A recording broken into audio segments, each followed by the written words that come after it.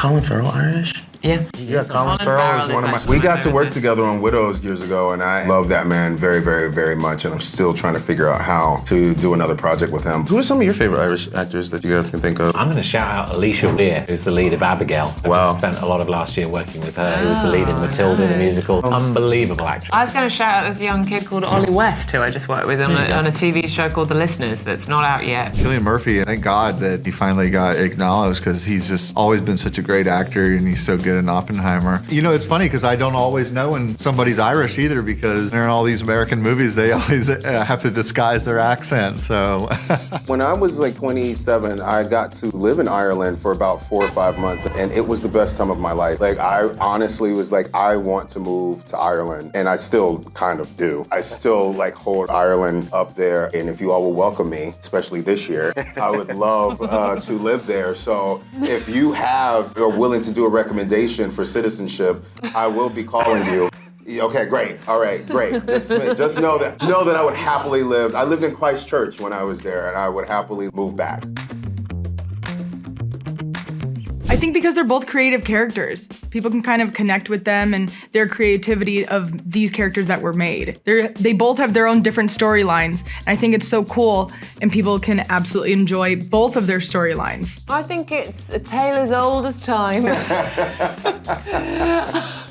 But I do. I mean, I say that slightly facetiously, but the truth is, like, for as long as there have been stories for people, there have been monsters and things that outsize us or frighten us, so that we can, in some ways, turn that fear into something fun and playful. It's the same logic as roller coasters. I think one of the things that makes the Monsterverse what it is that there's such a diversity of director's style, and even the color palettes in each movie is different. The main drives for me in this one was, okay, let's innovate this, and the way we're going to do it is we're going to make the film that I wanted to see since I was a 10-year-old, which is I want to see a movie from the monster's POV, and I want sequences where I'm not just in a battle scene, because those are given. In a monster movie, you're going to get big battles, you're going to get them destroying stuff.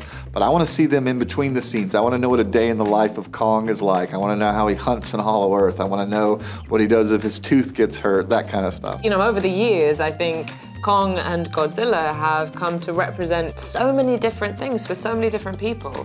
And there are so many metaphors.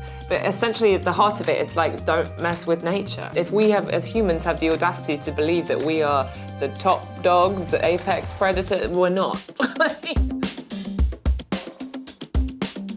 I've talked with the writer Simon Barrett a lot about the potential of doing a sequel or even a mini-series. We did put out a soundtrack to a sequel.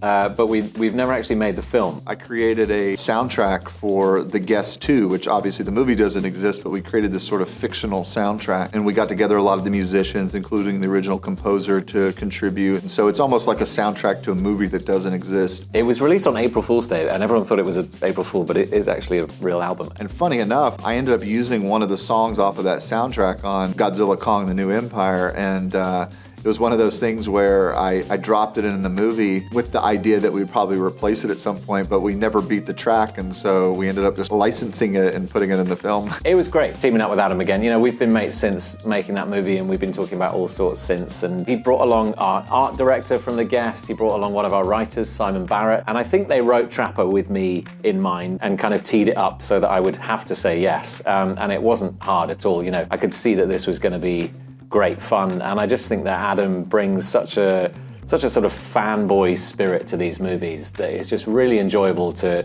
work alongside, but also to watch what he does with the little bit that we contribute to this epic movie. When you get to see the finished product, you see someone who really loves what he does, he's steeped in cinema, and he produces a great soundtrack.